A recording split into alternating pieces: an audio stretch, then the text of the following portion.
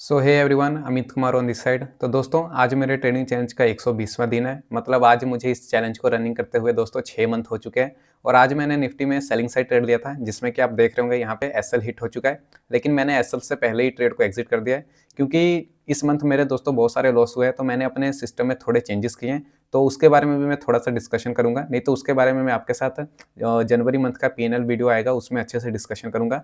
तो आज मैं थोड़ा सा उसके बारे में भी बताऊंगा। ठीक है, तो देखिएगा यहाँ पे मैंने ट्रेड को पहले ही एग्जिट कर दिया था। इस कैंडल में देखिएगा, इस कैंडल में मैंने ट्रेड को एग्जिट किया है। मेरी एंट्री देखिएगा, एंट्री हुई है मेरी 302 पे और मैंने ट्रेड को एग्जिट कर दिया है 297 पे। मतलब मैंने अपने एसएल को जो है ट्रेल कर दिया था। यहाँ पे देखिएगा, पहला मेरा एसएल जो ये येलो लाइन है ये था। फिर उसके बाद मैंने अपने एसएल को यहाँ पर ट्रेल कर दिया, और जैसे इस लेवल का ब्रेकडाउन हुआ मेरा ट्रेड में एग्जिट हो गया। इसलिए मैंने इस ट्रेड को यहाँ पे एग्जिट किया है। ठीक है, नहीं तो आज मेरा एसएल हिट हो जाता तो आज मेरा लॉस हो जाता, लेकिन मैं पहले ही एग्जिट कर चुका हूँ। तो पहले मैं आपको पोजीशन दिखा देता हूँ। तो छोटा सा लॉस बुक किया है, तो ये देखिएगा, ये ऑर्डर बुक है। और आज 65 क्वांटिटी में ट्रेड लिया था, क्योंकि मार्केट में वॉलेटिलिटी बढ़ गई है और एसएल भी बड़े हो चुके हैं। तो 20 पॉइंट का एसएल था, तो उसके हिसाब से देखेंगे तो इस ट्रेड में 1300 या 1400 रुपये का रिस्क था। ठीक है, तो 297 पे एग्जिट हुआ है। और पोजीशन में देखेंगे तो 315 रुपीज़ का छोटा सा लॉस मैंने बुक किया। मैं सीटीसी इसको एग्जिट कर सकता था, लेकिन बगल में ही स्विंग लो था, तो मैंने सोचा कि चलो स्विंग लो पे ट्रेल कर देता हूँ। अगर एसएल हिट होना होगा तो वहाँ पे एग्जिट हो जाएगा।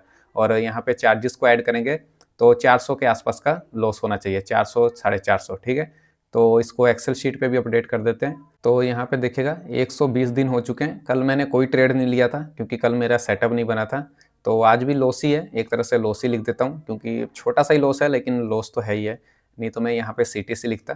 तो 400 का छोटा सा लॉस होगा, 400, हाँ 400 के आसपास का होगा। ठीक है, तो देखिएगा दोस्तों 6 मंथ हो चुके हैं, 120 दिन मतलब 6 महीने हो चुके हैं मुझे इस चैलेंज को रनिंग करते हुए।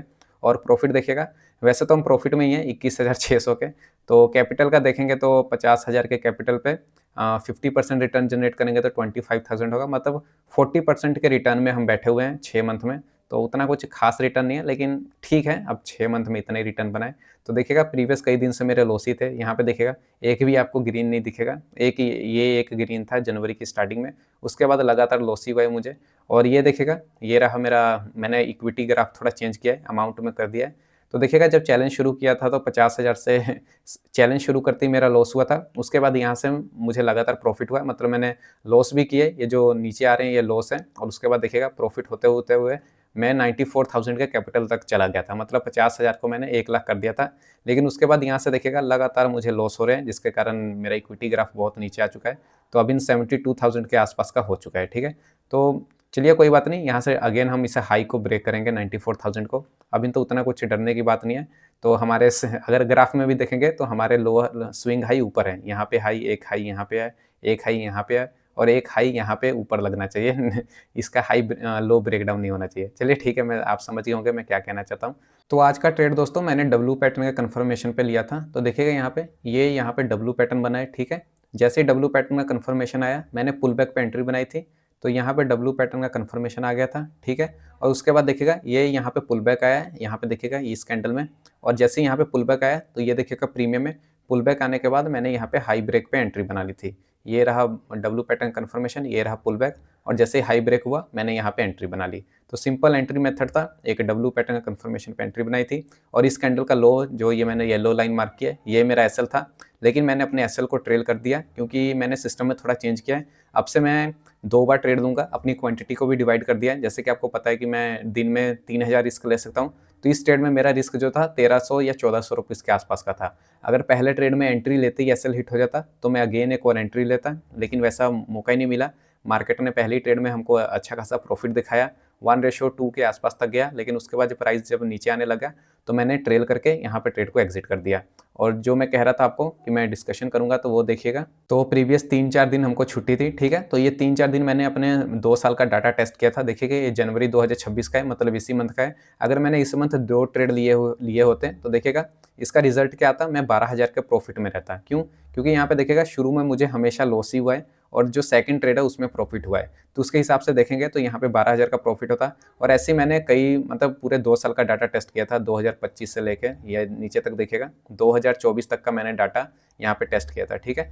तो इसके बारे में मैं मंथली पीएनएल में बताऊंगा आपको जनवरी के, अभी मैंने थोड़ा सा आपको बताया, ठीक है। तो उसमें डिस्कशन करेंगे इसके बारे में कि कैसे मैंने अपना सिस्टम चेंज किया है, तो मैं उस वक्त समझाऊंगा आपको। अभी के लिए तो आप बस इतना समझ लीजिए कि पहला ट्रेड में अगर मेरा लॉस होता तो मैं सेकंड ट्रेड भी एग्जीक्यूट करता, वो भी बाइंग साइड ही लेता, क्योंकि आज का ओवरव्यू जो था वो बाइंग साइड था, ठीक है।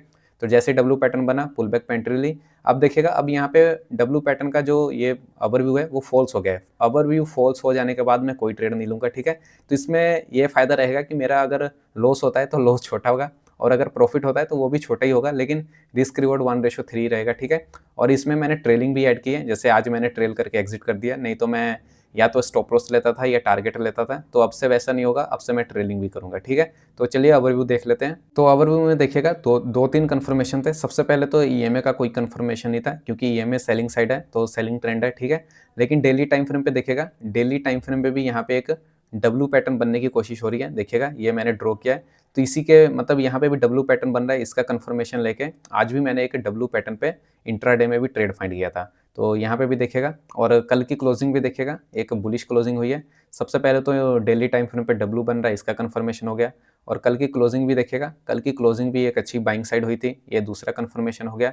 और थर्ड कंफर्मेशन देखिएगा, थर्ड कंफर्मेशन आज एक ये डब्लू पैटर्न का बिहेवियर बन गया। तो 3 कंफर्मेशन थे, ये 3 कंफर्मेशन के बेस पे आज मैंने बाइंग साइड का ट्रेड लिया था। तो देखिएगा एसएल हिट करने के बाद मार्केट अगेन बाइंग साइड ही जा रहा है, मतलब अब ओवरव्यू फॉल्स हो गए तो मार्केट अब साइडवेज भी हो सकता है। और वैसे भी एक बच गए, तो मैं अब तो कोई ट्रेड लेने वाला नहीं हूँ। तो ये सिंपल सा लॉजिक था। एक तो डेली टाइम फ्रेम पे भी डब्लू बन रहा था, उसका कंफर्मेशन, सेकंड क्लोजिंग बुलिश थी, इसका कंफर्मेशन, और थर्ड जो है इंट्राडे में ये बिहेवियर बन गया डब्लू पैटर्न का, इसका कंफर्मेशन, ठीक है। तो ये 3 कंफर्मेशन थे, इसके बेस पे ट्रेड लिया था, लेकिन मार्केट ने आज मोमेंटम ही नहीं किया। अगर मार्केट मोमेंटम ही नहीं करेगा तो तब तो मेरा टारगेट भी नहीं आएगा। और अच्छी बात है कि आज मैंने लॉस से छोटा सा लिया है, मतलब सिस्टम में थोड़ा चेंज हुआ है। तो मैं मंथली पीएनएल में बताऊंगा। वैसे तो इस मंथ हमारा लॉस ही में जाएगा, देखते हैं कल परसों अगर कुछ प्रॉफिट होता है तो ठीक है, नहीं तो मंथ एंड लॉस में होगा, ठीक है। तो मिलते हैं नेक्स्ट वीडियो में। जाते जाते वीडियो को लाइक, चैनल को सब्सक्राइब और कमेंट जरूर करिएगा। Thank you so much.